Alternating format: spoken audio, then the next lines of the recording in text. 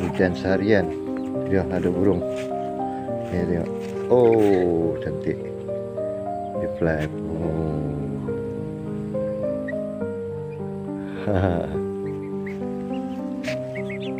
Ni tengok jagung dah naik ni lah.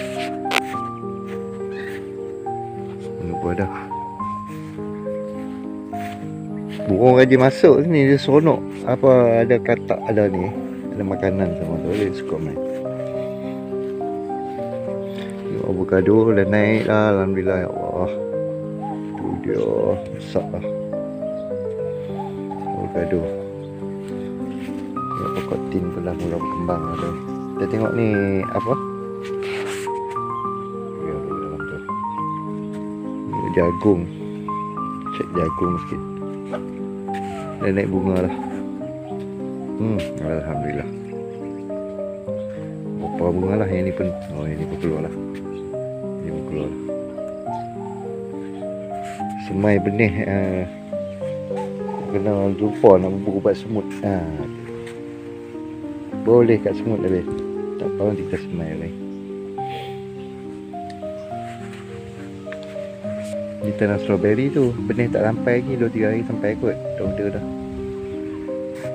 Saya 2 hari kita try tengok kalau menjadi. Alhamdulillah.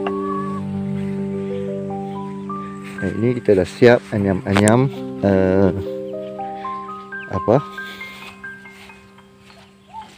atap rembia. Semalam dah anyam semalam ni. Tadi anyam sikit nak habis ke tu.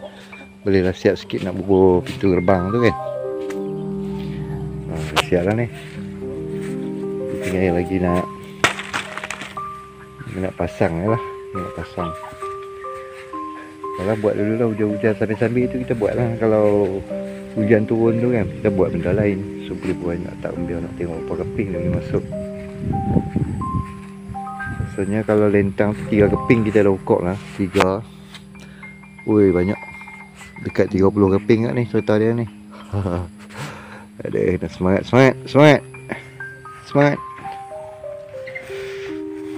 Ni sambangan boleh naik lah. Ni kita nak buang ni. Buang terus. Sebab kita nak naik reban baru reban ni.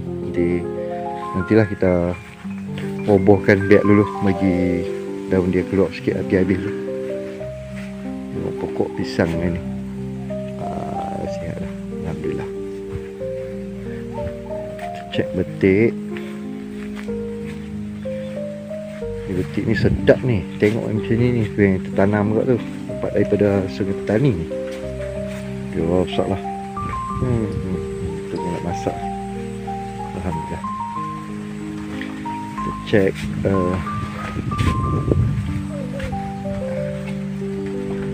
pisang tu baru buang tu. Buang jantung tadi ni. Kita buang jantung.